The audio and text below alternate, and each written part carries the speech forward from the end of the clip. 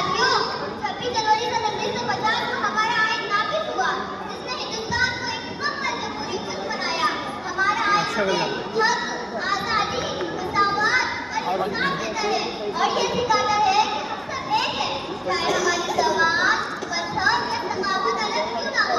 न हिंदू, न मुस्लिम, न सिख ईसाई, न हिंदू, न मुस्लिम, न सिख ईसाई, हम सब हिंदुस्तानी हैं, यही है सच्चाई। यौम जमहूरिया हमें डॉक्टर भीमराव अम्बेडकर, महात्मा गांधी, जवाहरलाल नेहरू और दीगर ऐसे रहनुमाओं की याद दिलाता है, जिन्होंने एक ऐसे हिंदुस्तान की बुनियाद रखी जहाँ हर शहरी को इज्जत और बराबरी का हुकूक हासिल हो। उनको कौम करके हिंदुस्तान एक इखलास और एहतियात का मुल्तज़ा बने। डॉक्टर अम्बेडकर ने आइन तैयार करके हमें एक मजबूत बुनियाद दी, जिस पर आज हमारा मुल्क तरक्की कर रहा है।